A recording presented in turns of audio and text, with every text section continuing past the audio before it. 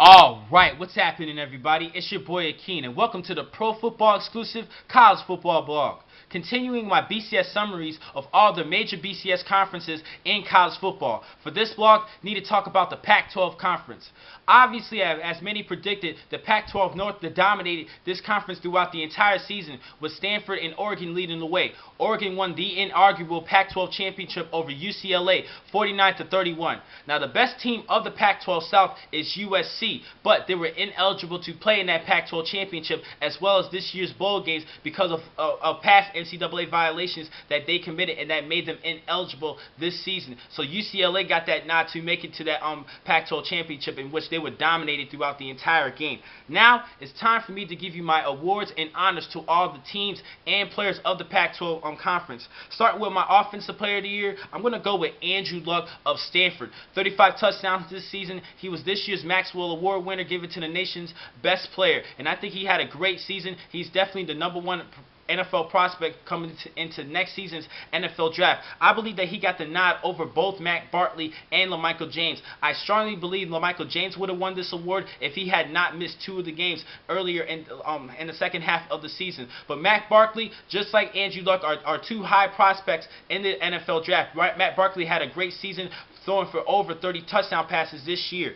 Defensive Player of the Year award, I'm going to stick with Stanford's linebacker Chase Thomas. He actually led the Pac-12 conference with 17.5 tackles for loss and was second in the league in 8.5 sacks to go along with 51 tackles. He was a true leader of that defense that averaged just 20 points allowed per game. They had a great season defensively to back up Andrew Luck on the offensive side. Newcomer Player of the Year award, now this was a little bit of a toss-up, but I'm going to go with Anthony Thomas of Oregon because he was a Mr. Everything to that team. He ran 2 kickoff returns for touchdowns. He also had multiple touchdowns receiving and rushing the football, combining for over 1,000 yards of total offense for the Ducks offense, especially with LaMichael James gone for 2 games, and him and Kenyon Barner was splitting carries between the two players. But Anthony Thomas was Mr. Everything because of his productiveness in the special teams unit. And the player that I believe that he has this award given over to is Marquise Lee of USC.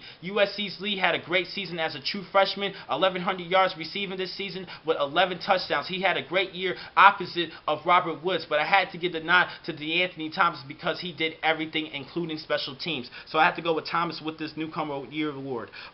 Coach of the Year, I'm actually going to go with Lane Kiffin of USC. Even though they're ineligible for a bowl and did not make it to the Pac-12 championship, USC has improved this season with a 10-2 record this year, especially having so many young players, inexperienced players around Matt Barkley. Robert Woods is the most experienced player they had on offense, but Curtis McNeil was pretty much new to that offense as a junior. He had over 1,100 yards rushing the football, being that true premier running back for USC, and plus Marquise Lee, he was a true freshman. They have a lot of young talent around them, and Lane Kiffin still prevailed with such young talent for that USC team. And I'm really looking forward to what they're going to do next season if Matt Barkley continues his stay at USC instead of going to the NFL draft.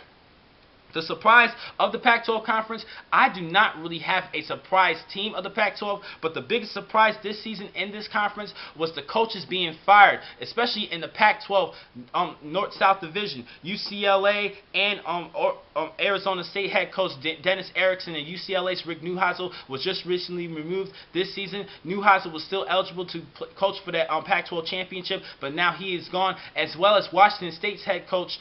He was fired, and they just recently hired Mike Leach to replace the head coaching vacancy at Washington State. And that was the biggest shocker to me, the surprise this season in the Pac-12 conference. A lot of people had a lot of high expectations for Arizona State. And speaking of Arizona State, they are the disappointing team in Pac-12 conference, and particularly one of the most disappointing teams in college football. A lot of people, including myself, expected them to make it to that Pac-12 championship to face Oregon, but they have been doing terrible in the second half of the season. They were highly ranked. They only had 2 losses, but they ended their season with 4 straight losses, including 2 losses to 2 of the worst teams in the Pac-12, Washington State and their arch rival Arizona, and they have been doing terrible. Also, the star linebacker Vontez Burfict had a bad year. He had a down year in this year's campaign. I thought he was going to be Pac-12 defensive player of the year. I thought he was going to be a top NFL prospect, but his stock dropped flop this season, so it looks like he has to come back next season and improve himself and redeem himself next season, as well as Arizona State with a new head coach. So I strongly believe because they ended their season 6-6, Arizona State definitely did not live up to expectations, and they were the most disappointing team of the Pac-12 conference. Now, the next time I catch you guys is later on today to give you my final BCS summary preview of the SEC conference, the toughest conference in college football. Thank you for watching this vlog from Pro Football Exclusive. I'm your man, the famous Akeem McCall. Be easy.